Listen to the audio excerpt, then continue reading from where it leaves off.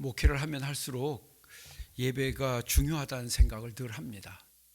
예배가 또 성도들에게 있어서 당연히 예배가 중요하고, 그리고 하나님께서 예배자를 귀하게 여기신다는 생각이 점점 더 분명해집니다. 우리는 생각하기를, 우리가 생각하고 우리가 기대하는 바에 막 그런 어떤 예배들을 자꾸 기대하는데, 하나님이 받으신 예배는 정말 그럴까 하는 생각을 하게 되는 거죠. 하나님이 받으신 예배가 정말 그럴까? 여러분들, 하나님께서는 오늘도 우리 예배를 받으시는 줄 믿습니다. 그렇습니다. 그래서 한 주간에 한 번 이렇게 예배 드릴 수 있는 것이 늘 감사하고, 늘 시간이 가면 갈수록 더 감사하게 되는데, 여러분들은 어떤지 모르겠습니다. 여러분들이, 제가 가끔 그런 생각하고 설교 시간에 종종 얘기하는데요, 여러분들이 한번 주어진 생을 다 살고 나면 무엇이 남을 거라고 생각하십니까? 여러분 인생에 무엇이 남을까요? 사람들마다 남기기를 원하는 게 있을 거라고 봅니다. 그래서 그런 것들을 추구하며 살아가죠. 정말 그게 남을까요? 만약에 그게 남는 게 아닌데 추구했다고 하면 아마 마지막에 가서 크게 후회할 겁니다. 왜냐하면 그때는 돌이킬 수도 없거든요. 정말 저는 생각하기를, 우리가 그리스도인으로서 하나님 앞에 예배자가 되어서 예배 드리는 것은 저는 분명히 남는다고 믿거든요. 분명히. 정말 여러분들이 오늘 예배가 그런 예배가 되기를 주의 이름으로 축원합니다. 저는 개인적으로는, 이렇게 육신적으로는 가을을 좋아하는 사람입니다. 가을을 좋아하는 남자. 그래서 가을이 되면 뭐 마음이 좀 그렇더라고요. 그런데 나이가 들어가면서 봄에 대해서 다시 생각하는 마음이 커졌어요. 어쩌면 이렇게 마음적 이런 걸, 감정적으로는 가을이 더 이렇게 기대가 되는지 몰라도 의지적으로는 봄이 훨씬 더 와 닿게 되는 거예요. 봄이. 올해 특별히 더 그런 생각이 들었어요. 봄은 하나님이 주신 선물이다. 봄은 하나님이. 우리 중에 봄이 오는데 기여한 사람이 아무도 없어요. 저는 계절의 변화들을 뭐 다들 그러시겠지만 조금 더 민감하게 느끼는 사람 중에 하나라고 생각하는데, 우리가 계절이 바뀌는데 우리가 수고한 건 아무것도 없습니다. 아무것도 없습니다. 오히려 그것보다는 그 계절이 나에게, 내가 준비한 것이 없거나 나에게 맞지 않을 때 불평하죠. 원망하죠. 지금도 그런 사람이 많이 있을 거예요. 봄이 뭐냐? 그런데 점점 더 분명한 것은, 계절은, 특별히 봄은 하나님이 주신 선물이라는 겁니다.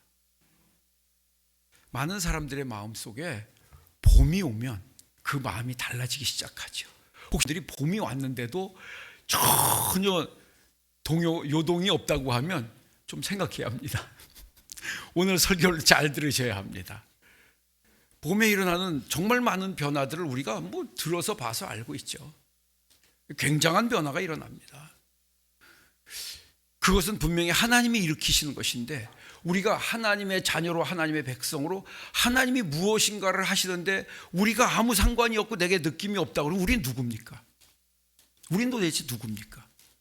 집에서도 혹시 부모님이, 아버지가 뭐가 잘 돼서 뭐 이렇게 선물을 사오시고 하면 아이들이 너무 좋아하죠. 아버지가 그러거나 말거나 하는 아이가 있다고 하면 좀 이상한 거 아닌가요? 저는 그래서 성도들에게 몇 년 전부터 계속해서 봄이 오면 뭔가 도전하라, 도전을 준비하라 하는 설교를 많이 합니다. 어떤 분이 그럴 수 있어요. 목사님, 그냥 살기도 바쁜데 뭘 또 도전합니까? 이 나이에 뭘 도전합니까? 그러나 봄은 무엇인가를 도전하는, 제가 사는 아산에 뭐 코로나 때 많은 것들이 변화가 있었지만은, 그 전에는 봄이 되면 사람들이 길거리에 현수막을 달기 시작합니다. 서울은 요새 못 달죠? 아산은 약간 불법이 아직 통합니다. 현수막을 달기 시작합니다. 뭐 개업한 것들, 뭐 이런 것들에 대한 현수막을 행사하는 것들을 많이 달기 시작합니다. 1년 내내 그러냐면 안 그렇습니다. 정말 신기하게 봄만 되면 달기 시작합니다. 저희 아산에 저희 교회 장로님은 아닌데 같이 활동하는 장로님 중에 한 분이 인쇄업을 하시는데, 광고사를 하시는데 봄만 되면 굉장히 바빠요. 신기하죠? 또 언제 바쁘냐면 가을이 되면 바빠요. 가을이 되면 또 사람들이 뭔가를 달기 시작해요. 그러니까 그 하나님이 주신 계절이 우리하고 무관한 것이 아닌데, 우리하고 무관하다고 하면 우리 좀 생각해야 합니다. 바라기는 여러분들이요, 늘 하나님이 감동하실 때 가슴이 뛸 수 있기를 주님의 이름으로 축원합니다. 저는 개인적으로 특별히 연두색이나 녹색 이런 걸 좋아합니다. 색깔이 서로 이렇게 조금씩 개념이 달라서 정확히 전달이 안 될 텐데, 그런 색깔을 보면 마음이 막 이렇게, 지금도 이렇게 좀 흥분됩니다. 예. 특별히 운전을 하면서 가지게 된 아주 좋지 못한 습관 중에 하나가 있는데, 이렇게 신호등이 쫙 켜지면 흥분하기 시작합니다. 다 통과하려고. 그러면 안 되는데 막 밟기 시작합니다. 저 끝까지 다 보이니까요. 뭐 저는 5개, 6개 다 보입니다. 그걸 통과해 보려고 하다가 그 브레이크도 잡고 내 뜻대로 되지 않는데, 그러지 말아야지 하는 뭐 자제도 하긴 하는데, 여러분, 하나님께서 우리에게 뭔가 도전하실 때 여러분들이 마음이 열리기를 바라고요, 하나님의 음성이 들릴 수 있기를 주님의 이름으로 축원합니다. 봄이라고 하는 것은 사실은 너무 짧죠. 모두가 다 알고 있어요. 봄은 짧다는 걸 알고 있어요. 아마 이제쯤 거의 다 지나가고 있을지도 몰라요. 예. 그러니까 봄은 불평하거나 투덜거리나 산만하거나 뭐 이렇게 딴청 파는 사람에게는 그냥 금방 지나가는 계절이 아닐까요? 예. 얼마 남지 않은 계절인데, 저는 정말 여러분들이 하나님이신 봄이요, 선물이 되기를 주님의 이름으로 축원합니다. 예. 맞습니다. 그런데 사실은 우리가 돌아보면 사는 것 자체가 다 빨리 지나가죠. 돌아보면 앞으로 남은 건 길어 보이는데 뒤를 돌아보면 진짜 빨리 지나갔다는 생각을 종종 하죠. 사람들이 나이가 들어가면 그런 말을 하기 시작해요. 혹시 여러분들이 자꾸 시간이 빨리 간다, 한 달이 빨리 간다 이런 말을 하기 시작했다고 하면 연세가 들어가는 거예요. 나이가 들고 가고 있다는 증거예요. 아직 그렇지 않다고 하면 아직 젊은 거예요. 명확하게 구분됩니다. 그래서 저는 어느 날부터 마음속으로 결심했어요. 세월이 빨리 간다는 말을 하지 않기로. 제가 한다고 해서 빨리 가고 안 한다고 해서 안 가는 건 아닌데 참 어리석은 거 아닌가요? 그래서 언젠가부터는 제가 그런 말 안 하기로 했어요. 안 합니다. 그냥요. 어차피 나와 상관없이 빨리 가는 건데, 그것보다는 제가 그런 걸 안 하려고 하는 거는 뭔가 좀 더 의식을 하고 하나님 주신 기회를 놓치지 않고자 함입니다. 생각하고 살고자 함입니다. 여러분, 우리들에게, 특별히 그리스도인들에게 이 봄이, 새 봄이 기회가 될 수 있는 것은 하나님이 우리에게 주신 오늘 본문 말씀처럼 새로운 신분 때문입니다.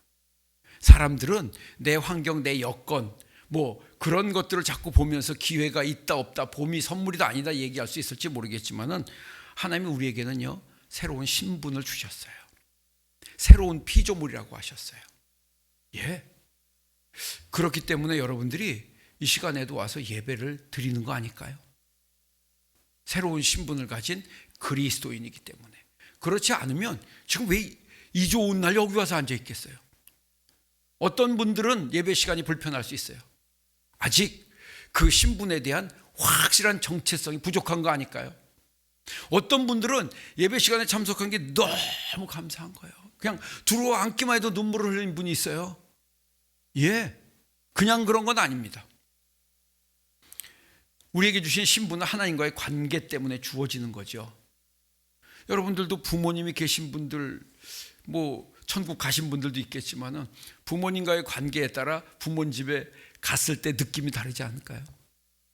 예, 가기 싫은 분들도 있을 수 있어요. 세상에서는 말하기를 아들, 딸이면 당연히 그래야 된다고 얘기할지 모르겠지만은 본인은 다를 수 있어요. 예. 그러나 부모님을 사랑하고 부모님의 은혜를 알고 그런 사람은 부모님 집만 바라보도 마음이 좋겠죠. 가면 너무너무 마음이 편해지죠. 분명히 그렇습니다. 저는 바라기는 여러분들이 하나님 앞에 나와 예배드리는 이 장소가 여러분들에게요 축복된 장소가 되기를 주님의 이름으로 축원합니다. 우리는 예수를 믿는 순간 새로운 신분이 주어진 거죠. 새로운 신분. 우리가 신분에 대한 자각을 생각보다 많이 못하고 삽니다. 종종 제가 청년들이나 뭐 이렇게 교회에서 젊은 분들에게 설교할 때 얘기하죠. 대한민국 여권으로 갈 수 있는 나라가 얼마나 되는지 아십니까? 과거에 우리나라가 대한민국 여권을 가지고 갈 수 있는 나라가 별로 없었어요. 뭐 30년 전, 그 이전만 해도요. 그런데 지금은 어디 이렇게 보니까 190개 국가를 그냥 갈 수 있대요. 190개 국가. 몇 개 다녀오셨나요? 몇 개 다녀오셨나요? 거기를 그냥 갈 수 있대요. 예. 저희 뭐 여기 와서도 설교했었던 건데 루디 목사님 그 미국 분이거든요. 예. 아무래도 미국이 우리보다 뭐 좀 큰 나라고 선진국이고 이런 거 좀 있지요. 근데 제가 아주 뿌듯함을 느꼈던 건 같이 베트남 갔을 때예요. 그분은 거기를 그냥 들어갈 수 없어요. 미국 비자는 그 통과할 수 없고 비자를 내고 비자 그 비용을 내야 돼요. 우리는 그냥 들어갑니다. 유일하게 베트남이 그래요. 베트남 갈 때 기분이 좋습니다. 물론 선교하러 가지만은 우리가 대한민국 국민의 정체성도 사실은 잘 모르고 살아갑니다. 내가 보는 대로 내 편리한 대로 내 눈앞에 보이는 대로 평가하고 말하고 살아가죠. 예, 저는 뭐 국가에 대한 이야기를 하고자 하는 것이 아니라 우리가 그리스도인으로서 새로운 피조물로 주신 신분의 그 가치를 우리가 알고 살아가는가. 예배를 아무나 드릴 수 있지 않아요. 분명히 제가 압니다. 아무나 드릴 수 있지 않고요. 아무나 올 수 있지 않고 문은 다 열려 있어요. 누구든지 올 수 있게 열려 있지만 와서 예배는 드려지지가 않아요. 예. 더러 가끔 보면 가정의 평화를 위해서 남편들이 아내를 따라오잖아요. 정말 힘들어합니다. 예배 시간 내내 딴청 팔고요. 예배 시간 내내 졸고요. 제가 정말 미안하죠. 정말 미안하거든요. 예. 가정의 평화를 위해서 오셨는데 제가 좀 즐겁게라도 해드려야 될 텐데 뭐 그럴 수도 없고. 여러분들이 예배가 드려진다고 하면 여러분들에게는 새로운 신분이 주어졌음을 여러분들이 알고 있는 거고요. 믿고 있는 거예요. 예, 정말 시간 여러분들 은혜가 되기를 바랍니다. 예배가 시간 여러분들에게 감사한 시간. 그렇기만 하다고 하면 여러분들은 그 예배를 통해서 틀림없이 여러분들의 심령에 하나님께 주신 회복이 있고요. 삶의 변화가 있을 것을 믿습니다. 예, 분명히 그렇습니다. 우리가 의식할 때도 있고 못할 때도 있어요. 정말 중요한 게 그거라고 생각합니다. 우리는 내가 의식하지 못하면 내가 의지적으로 뭔가 이성적으로 뭔가 해서 뭔가 이게 감동스럽지 않으면 우리는 좀 무시하는 경향이 있어요.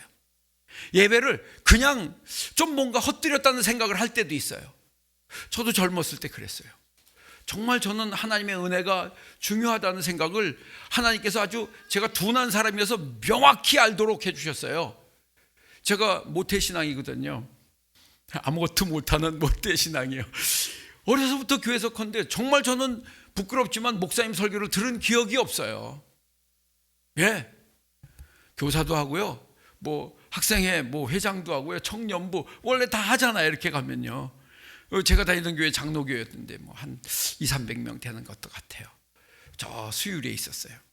거기서 어린 시절에 컸습니다. 제가 그랬는데 한 20살 이어간까지 전혀 성가대 하면서도요. 성가대석이 보통 이쪽에 있잖아요. 이렇게요.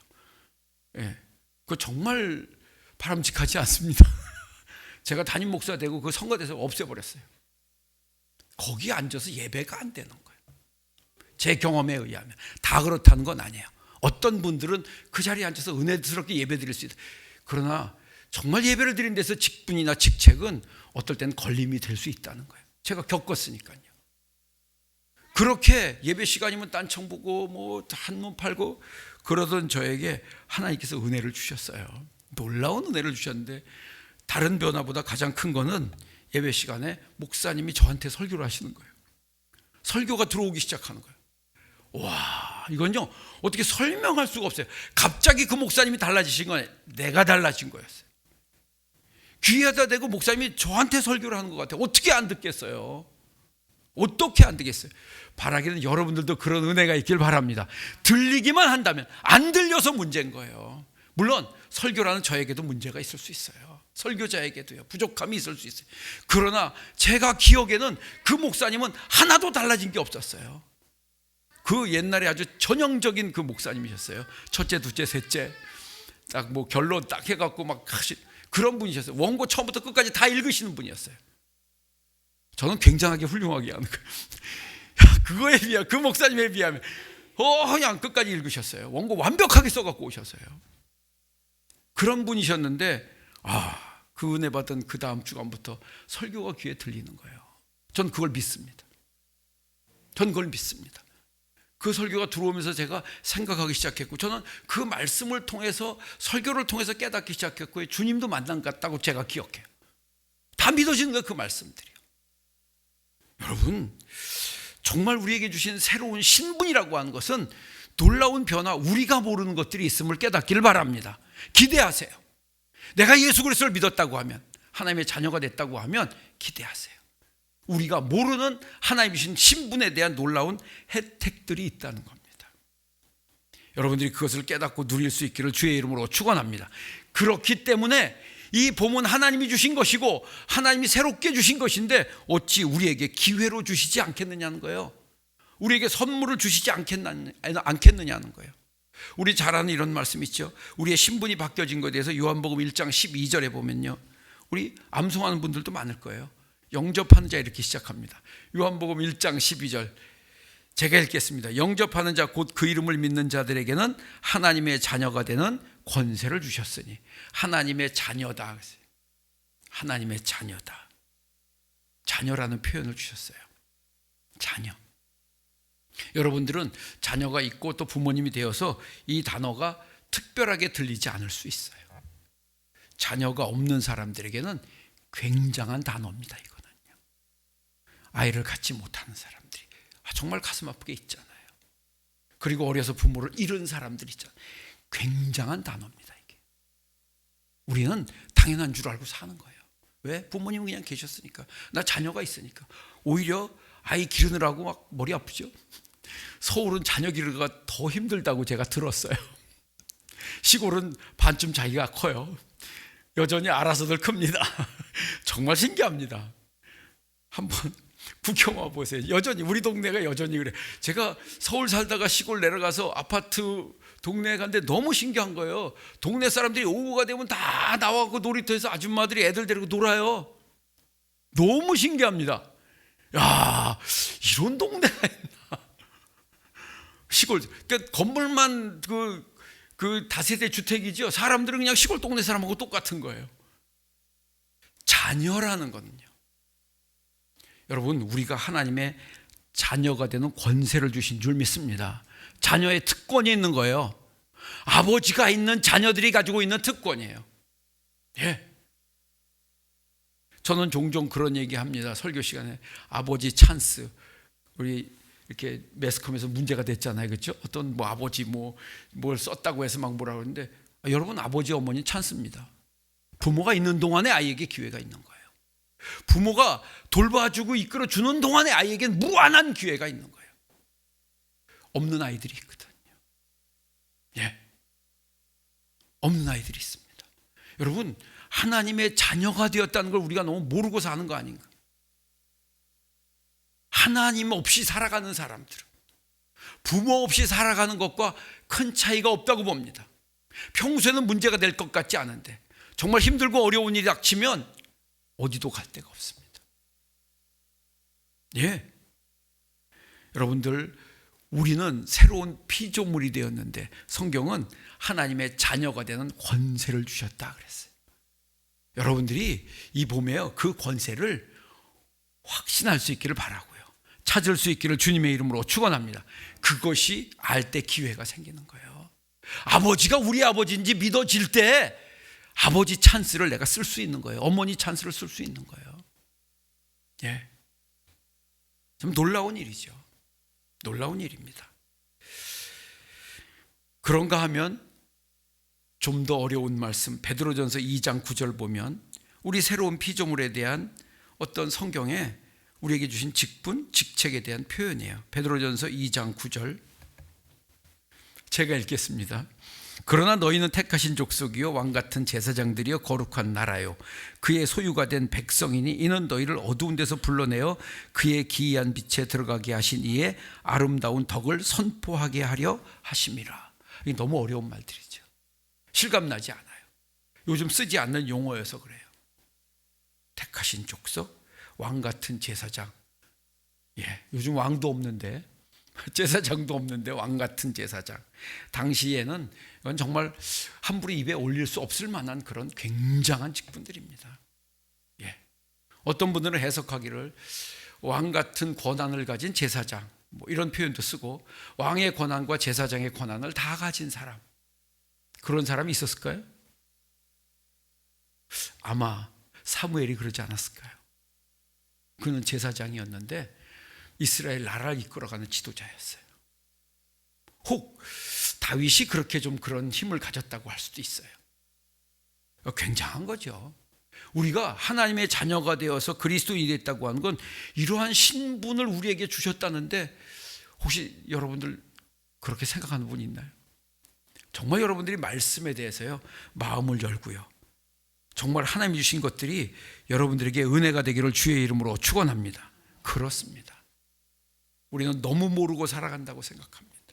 그러니까 주일날 예배 한번 드리는 것도 너무 힘든 것은 우리에게 주신 이 귀한 신분을 몰라서 그러는 거죠. 제가 가끔 우리 성도들 이렇게 설교할 때 그런 얘기 하거든요. 요즘은 이렇게 높은 직책 가진 사람을 존경하는 게 없어져 버렸어요, 시대예요. 옛날엔 높은 분들이 뭐 정치인들 뭐 이런 분들이라고 하면 사람들이 막 긴장했는데 요즘은 말도 막 하고. 그래도 여전히 여러분들이 생각하는 어떤 높은 위치에 있는 사람들이 여러분들을 만나고자 한다고 하면 우린 달라지죠. 정말 여러분들이 하나님 앞에 나오는 그런 믿음의 자세가 하나님 주신 신분을 깨닫고 감사할 수 있기를 주의 이름으로 축원합니다. 감사할 수 있기를. 여러분, 이런 예배를 계속 드릴 수 있지 않습니다. 저는 우리 하나님께서 내게 주신 것들이 계속해서 지속되지 않는다는 것을 명확하게 알고 있습니다. 그냥 어느 날 하나님께서 조금만 우리에게 다른 뜻을, 다른 생각을 가지면 우리는 여기 와서 앉을 수 없어요. 앉고 싶어도 앉을 수 없어요. 정말 여러분들이 나와서 예배 드릴 수 있는 것이 늘 감사가 되기를 주님의 이름으로 축원합니다. 그렇습니다. 그렇기 때문에 우리는 여러분들이 하나님이 주신 이 봄에 눈을 들어 좀 볼 수 있기를 바랍니다. 믿음의 눈을 들어서 좀 사방을 봤으면 좋겠어요. 하나님이 내게 새로운 신분을 주시고 새 봄에 새로운 어떤 기회와 축복을 주신다고 하는데 도대체 어디 있는가? 안 보이면 하나님 앞에 기도하셔야죠. 하나님, 왜 나만 안 보입니까? 목사님은 저렇게 얘기하는데 왜 나만 안 보입니까? 여러분 억울하지 않습니까? 똑같이 일했는데 똑같은 신분 가졌는데 대우가 다르면 항의하잖아요, 요새요. 하나님 앞에 여러분들이 물으셔야 합니다. 나는 왜 예배가 늘 이렇게 힘들고, 나는 왜 예배가 늘 이렇게 지루하고, 나는 왜 예배가 늘 이렇습니까? 하나님, 하나님의 자녀 맞습니까? 요새 친자 확인 소송도 안 되잖아요. 하나님 앞에 나가서 제가 어렸던 시절에 나 진짜 믿음 있는 거 맞는가 해서 도전했던 기억이 있어요. 물론 내가 도전한다고 해서 다 되는 건 아닙니다. 그러나 분명히 여러분들에게 하나님이요 정말 그리스도인의 새로운 신분 주셨음을, 여러분들이 새로운 피조물로 부르심 받았음을 깨닫기를 주님의 이름으로 축원합니다. 여러분들이 그리스도인이 분명하다고 하면 이 봄에 좀 눈을 들어보세요.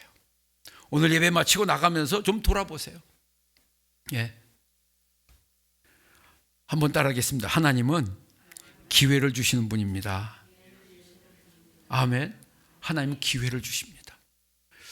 분명한 것은 하나님께서 선물을 그렇게 다 만들어서 입에다가 넣어주시지 않는 것 같아요. 이거는 제 경험이에요. 하나님 기회를 주셔요. 그래서 어떤 사람들은 평생 예수를 믿고 믿음을 가지고 살면서 나는 하나님이 아무것도 주시지 않는다고 말하는 사람들도 봤어요. 떡으로 표현하면, 빵으로 표현하면 다 만들어서 입에다 넣어주시지 않는 것 같아요.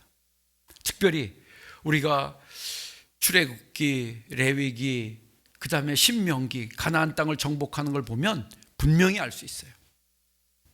하나님께서 거기 있는 사람을 다 몰아내고 들어가서 그냥 살게 하지 않으셨어요. 들어가서 싸워서 차지하게 하셨어요. 우리의 삶이라는 게 여러분 그냥 살아서 주어지지 않는다는 거 이제쯤 아시죠? 연세가 드신 분은 알 거예요. 한 달도 1년도 그냥 주어지는 건 없어요. 예. 그냥 주어지는, 하나님은 기회를 그래서 공평하게 주시는 것 같아요. 하루가 몇 시간이에요? 24시간이에요. 예. 공평하게 주시는 것 같아요. 여러분들은 그 기회를, 하나님 주신 기회를 붙잡는 성도가 되기를 주님의 이름으로 축원합니다. 창세기 13장 14절 15절 보면 제가 많이 묵상하는 말씀 중에 하나입니다. 창세기 13장 14절 15절 한번 볼까요? 제가 읽겠습니다. 롯이 아브라함을 떠난 후에 여호와께서 아브라함에게 이르시되 너는 눈을 들어 너 있는 곳에서 북쪽과 남쪽 그리고 동쪽과 서쪽을 보라. 보이는 땅을 내가 너와 네 자손에게 주리니 영원히 이르리라. 이게 아브라함에게 하신 말씀이에요. 여러분들이 성경 스토리를 알고 계셔서 대충 알죠? 예. 조카 롯과 헤어지고 나서 일입니다. 롯은 좀 더 약삭발라서 그런지 아주 좋아 보이는, 성경에 표현하기를 에덴같이 보인다고 그랬어요.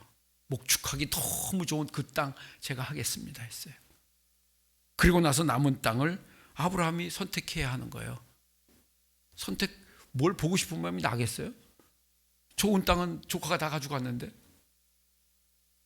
예. 그런데 하나님은 그러고 난 뒤에 아브라함에게 눈을 들어 보라고 하십니다. 눈을 들어 보라. 사방을 보라. 동서남북을 보라. 정말 우리가요, 어떤 생각에 빠지면 아무것도 보이지 않는 거예요. 사람은 자기가 듣고 싶은 것만 듣고 보고 싶은 것만 보는 경향이 있죠. 그렇습니다. 다른 게 안 보이는 거예요. 정말 여러분들이 하나님의 말씀을 듣고요, 마음을 열어 눈을 열어서 사방을 볼 수 있기를 바랍니다. 그런 은혜가 있기를 바랍니다. 잘 안 되면 일부러 고개라도 돌려보세요. 하나님이 새로운 피조물의 신분을 주시고 새로운 봄을 주셨는데 왜 내겐 아무것도 없습니까? 저는 제가 하는 설교 시간에 기회라는 단어를 많이 씁니다. 제가 돌아봐도 정말 많이 씁니다. 뭐 복잡하지 않습니다. 저는 기회를 많이 잃었던 사람이기 때문에 더더욱 그렇습니다. 제가 신학교를 30살에 갔거든요. 그래서 세상에 이런저런 것도 경험도 하고 일부러 한 건 아니었는데 늘 늦었다는 생각을 늘 하거든요. 그래서 기회를 놓치지 말아야겠다는 생각을 아주 많이 했어요, 저는요. 그래서 성도들에게도 기회에 대해서 많이 이야기합니다. 왜 저렇게 말하실까 할 정도로 기회라는 거에 대해서 생각도 많이 해봤어요. 정말 신기한 거는요, 기회를 놓친 사람이 놓쳤다는 걸 모른다는 거예요. 얼마나 큰 거를 지나쳤는지 모른다는 거예요. 지나갔으니까. 옆에서 보는 사람은 너무 답답한 거예요. 아니 어떻게 저런 거를 놓치고도 아무렇지도 않을까? 예, 저와 여러분들이 그런 사람들이라는 거죠. 우리도 비슷합니다. 여러분, 하나님은 기회를 주시는 분임을 깨닫길 바랍니다. 그 기회를 말씀으로 주시죠. 여호수아에게도 그랬고 모세에게도 그랬고 믿음의 사람들에게 다 그렇게 했습니다. 그래서 그 말씀을 믿고 그것을 믿음 가지고 붙잡는 사람에겐 기회가 오는 것이고 그 말씀을 흘려 듣는 사람에게는 기회가 없습니다. 냉정합니다.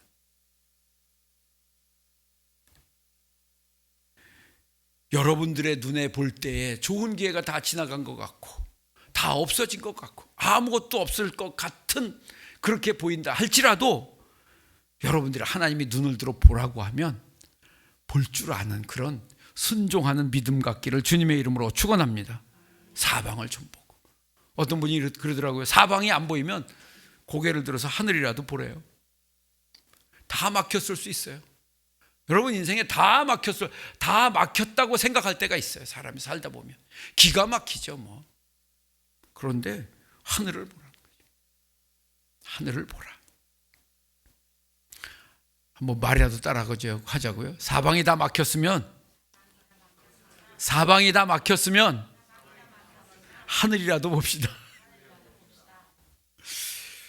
여러분 하나님께서는 여호수아에도 그렇게 기회를 주셨죠. 여호수아에게 주신 말씀 한번 좀 우리가 묵상하고 볼까요? 여호수아 1장 1절부터 좀 보겠습니다. 1장 1절, 2절, 3절, 4절. 여호수아는 이 말씀을 그대로 믿은 것 같아요.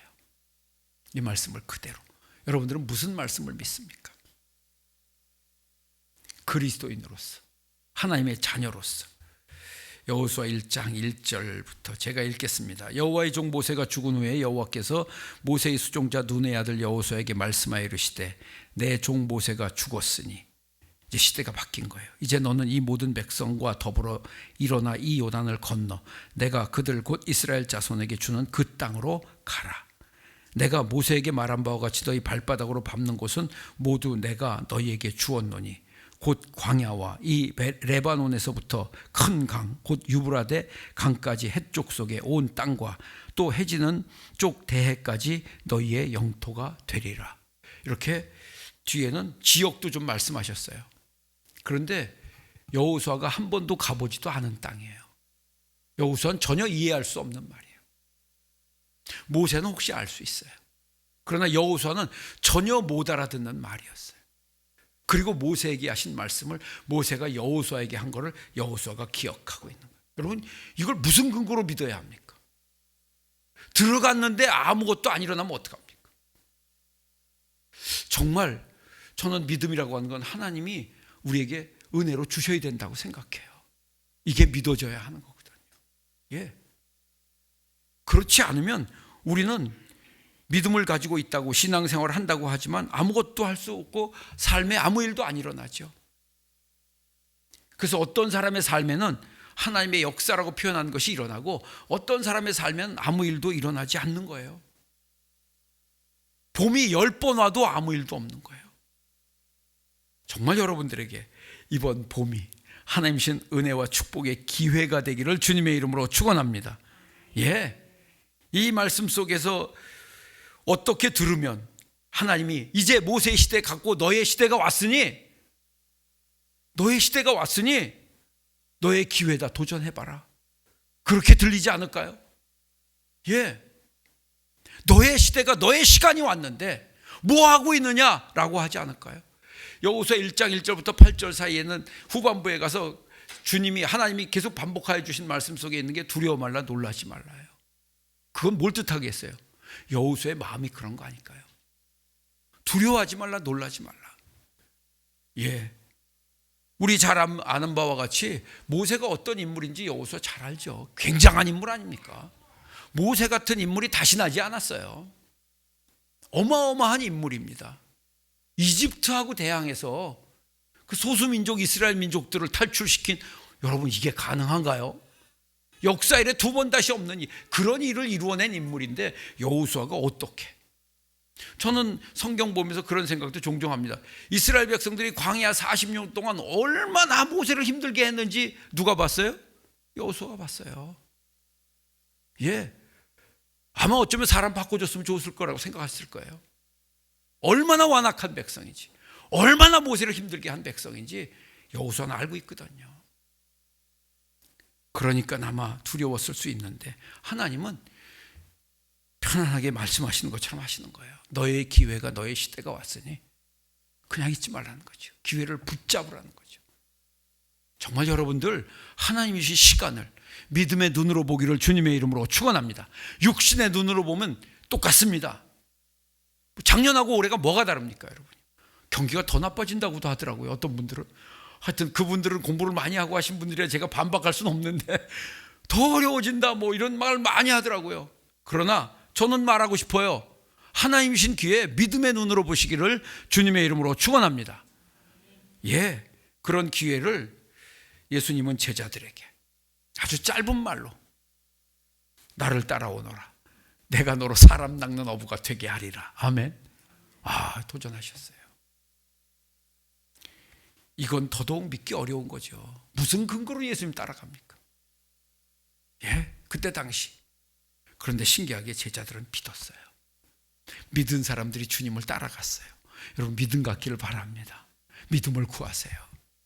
성경에 보면 그러잖아요. 어떤 아버지가 주여 내게 믿음 없음을, 믿음이 작음을 불쌍히 여겨 주시옵소서. 믿음 없는 게 문제잖아요. 여러분, 분명히 믿음은 그냥 오는 건 아니고요, 하나님께서 은혜로 주셔야 합니다. 여러분들이 이번 시간에 그런 은혜가 있기를 주님의 이름으로 축원합니다. 예수님께서 제자들에게 그렇게 도전하시고 마지막에 부활하시면서 승천하시면서 이렇게 도전하셨죠. 마태복음 28장 18절, 19절, 20절 보면 우리 잘 아는 말씀이에요. 예수께서 나와 말씀하여 이르시되 하늘과 땅의 모든 권세를 내게 주셨으니 그러므로 너희는 가서 모든 민족을 제자로 삼아 아버지와 아들과 성령의 이름으로 침례를 베풀고 내가 너희에게 분부한 모든 것을 가르쳐 지키게 하라. 볼지어다 내가 세상 끝날까지 너희와 항상 함께 있으리라 하시니라. 아멘. 이 도전을 믿음으로 받은 사람들이 사도들이 되었고요, 성령의 은혜를 가지고 세상을 변화시키는 인물들이 됐어요. 세상이 바뀌었어요. 정말 신기한 말씀입니다. 이 말씀은 그냥 말씀이 아닙니다. 지금도 이 말씀을 하나님의 명령으로 듣고 하나님이 주신 기회로 붙잡은 사람들이 주의 일에 헌신할 뿐 아니라 전 세계로 선교하러 나가는 거 아니겠어요? 그냥 된 건 아니죠. 우리가 잘 아는 그 뒤에 고리와 같은 말씀이 사도행전 1장 8절에 보면 이렇게 되어 있습니다. 오직 성령이 너희에게 임하시면, 오직 성령이 너희에게 임하시면. 할렐루야. 오직 성령이 임하시면. 맞습니다. 성령이 임하시면 그 말씀이 믿어져 권능을 받고 예루살렘과 온 유대와 사마리아와 땅끝까지 이르러 내 증인이 되리라. 아멘. 하나님의 은혜 주셔야 합니다. 이 새봄에 은혜 주시기를 기도하세요. 하나님이 주신 기회를 내가 깨달을 수 있게 해달라고 기도하세요. 하나님께서 은혜를 베푸실 줄 믿습니다. 분명한 건 사모하는 자에게 주시고요, 하나님 앞에 구하는 자에게 주십니다. 불변의 법칙입니다. 불변의 법칙. 여러분들 이번 봄에요, 하나님 주신 그런 새로운 기회를 꼭 붙잡기를 주님의 이름으로 축원합니다. 꼭 붙잡으세요. 절대 놓치지 마세요. 잘 보이지 않는 분들은 기도하라고 그랬어요. 여러분들 복잡하지 않습니다. 저는 성경에 있는 마태복음 7장 7절 8절 정말 이 말씀 좋아합니다. 누가 뭐라고 해도요, 구하라 그리하면 너에게 주실 것이요, 찾으라 그리하면 찾아낼 것이요, 문을 두드리라 그리하면 너에게 열릴 것이니 구하는 이마다 받을 것이요, 찾는 이는 찾아낼 것이요, 두드리는 이에게 열릴 것이니라. 아멘. 여러분들이 그 말씀 붙들기를 바랍니다. 혹시 나는 왜 이럴까? 아니요, 이 말씀을 붙들세요. 여러분들에게 하나님이 주신 어떤 기회에 대한 목표가 있다고 하면 여러분들이 도전할 수 있습니다. 그렇습니다, 여러분. 그리고 한 두어 가지 더 말씀드리면, 뭔가를 향해서 달려가고자 하면 첫째 좀 생각할 것은 지나간 거 좀 잊어야 합니다. 덮어야 합니다. 잊어야 합니다. 그게 옳고 그르냐, 해결이 됐느냐 안 됐느냐보다 어떨 때는 어떤 것들은 그냥 넘어가는 게 나을 때가 있어요. 나중에 가보니까 문제가 저절로 해결되어 있더라고요. 어떤 사람은 성격상 그걸 끝까지 붙들고 있는 분들이 있는데 성격이 그런 걸 어떻게 하겠어요. 그러나 여러분들이 앞으로 전진하고 하나님이 주신 새 봄의 기회를 잡기 원한다고 하면 우리가 그것을 좀 잊어야 할 필요가 있어요. 이건 바울 사도의 교훈입니다. 왜냐하면 봄이 금방 지나갑니다. 금방 지나갑니다. 여러분들에게 주시는 안타까운 시간을, 아까운 시간을 그냥 허비하지 않기를 바랍니다. 그리고 하나님 주신 기회를 붙잡고자 하면 대가가 좀 필요합니다. 새로운 도전에는 대가가 필요합니다. 그래서 좀 용기가 있어야 합니다. 대가를 지불하지 않고 되는 건 없지요. 그래서 예수님께서 이렇게 말씀하셨어요. 누가복음 9장 23절에 보면 또 무리에게 이르시되 아무든지 나를 따라오려거든 자기를 부인하고 날마다 제 십자가를 지고 나를 따를 것이니라. 대가를 지불해야 하는 것 알고 계시죠? 뭐 마찬가지예요. 오늘 아침에도 여러분들이 와서 예배 드리려고 하면 대가를 지불한 분들이 있을 거예요. 새로운 도전에는 뜻하지 않은 대가를 지불해야 하는 일들이 종종 생깁니다. 제가 늘 영동교회로 올 때는 차를 가지고 왔어요. 차를 끌고 왔었어요. 오늘 제가 새로운 도전을 했어요. SRT를 타고 왔어요. 용감무쌍하게. 보니까 표가 있는 거예요. 그래서 도전해보자. 문제가 생겼어요. 여기서 나오는 출구가 몇 번인지 모르겠는 거예요. 여기 나오는 출구를 몇 번 왔어도 제가 별 생각 없이 왔어요. 왜냐하면 김만수 목사님이 늘 오시니까, 얘기해 주시니까. 그래서 제가 카톡을 했죠. 김만수 목사님도 열심히 가고 계실 테니까 했는데 안 보시는 거예요. 그래갖고 나와갖고 제가 어렴풋한 기억을 가지고 4번으로 나갔어요. 저 건너로 갔어요. 가다 보니까 좀 이상한 거예요. 여기 아닌데. 그래서 다시 돌아서 부지런히 와갖고 그때서 보시고 전화가 왔더라고요. 걱정되는지. 그래서 8번으로 나왔어요. 여러분, 작은 것도 우리가 뭔가 새로운 걸 도전할 때는요, 대가들을 지불해. 그걸 너무 걱정하지 마세요. 예? 저는 생각했어요. 혹시 제가 늦을 수도 있잖아요. 그렇잖아요. 거기서 어떻게 방법이 없더라고요. 저 건너편에서는 길을 건너지 못하겠더라고요. 길이 넓기도 하고 그거 다 막아나가고 횡단보도도 없고 천상 거꾸로 다 돌아오는 수밖에 없었어요. 그래서 속으로 생각했어요.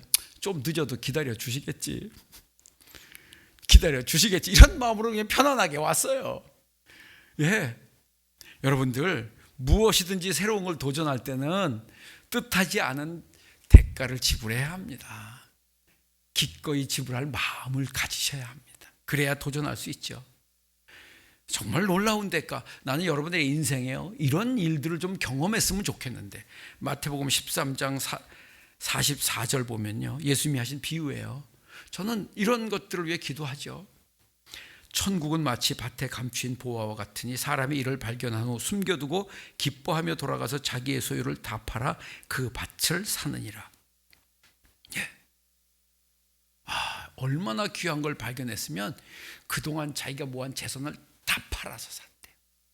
인생을 다 걸고 바꿀 수 있는 걸 찾은 거예요. 그 사람 진짜 행복한 사람 아닐까요? 여기서 주님이 천국 얘기하시는 거예요.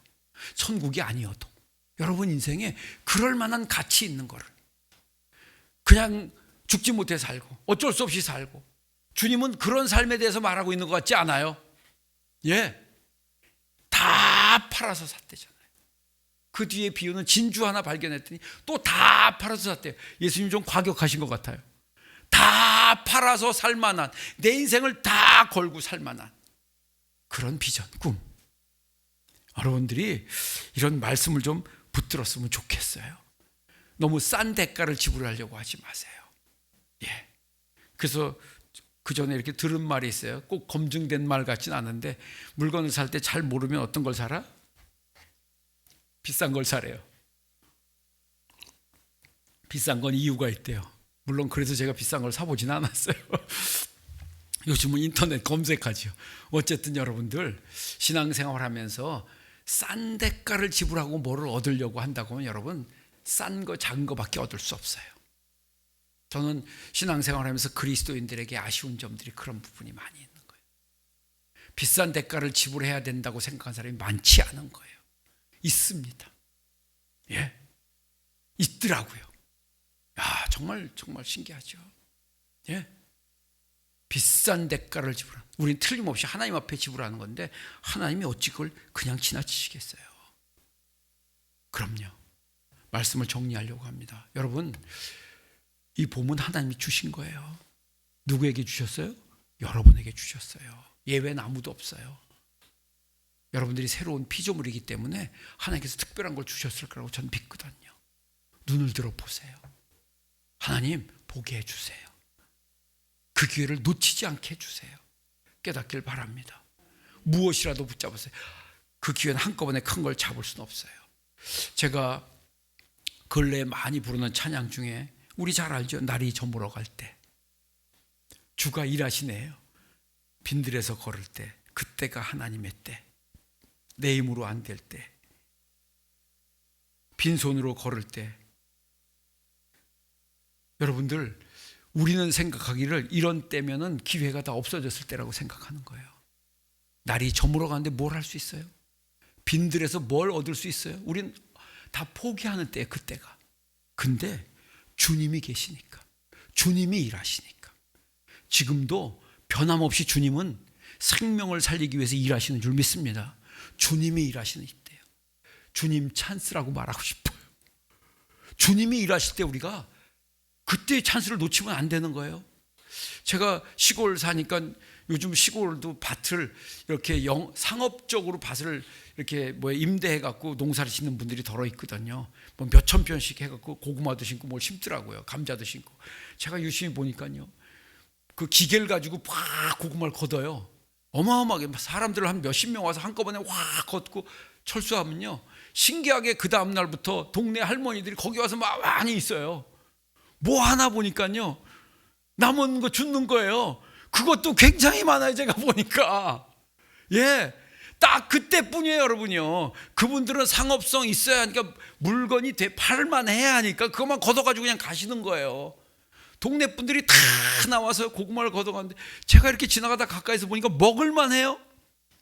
여러분, 그런 것도 기회를 놓치지 말아야 하는 거예요. 포크레인이 일할 때 뒤따라가야 하는 거죠. 여러분, 주님이 일하실 때, 주님이 일하시는 이 봄에요, 여러분들이 기회를 놓치지 않기를 바랍니다. 주가 일하실 때요. 여러분, 우리가 해야 뭘 하겠어요? 우리가 해서 뭘 얼마나 할 수 있겠어요? 정말 여러분들이 그 주님 바라보기를 바라고요, 그 주님, 예수님 찬스를 놓치지 않기를 바랍니다. 얼마쯤 지나서 여러분들이 내가 그 찬스를 잡았습니다 하는 얘기가 좀 들려왔으면 좋겠어요. 할렐루야. 하나님께서 오늘도 우리에게 이 예배를 통해서 말씀하시고 이 봄에 여러분들에게 귀한 기회를 주신다고 전 믿거든요. 전 여러분들이 꼭 그 기회를 붙잡고요, 감사와 영광을 돌릴 수 있는 2020년, 23년 한 해가 되기를 주님의 이름으로 축원합니다. 기도하겠습니다.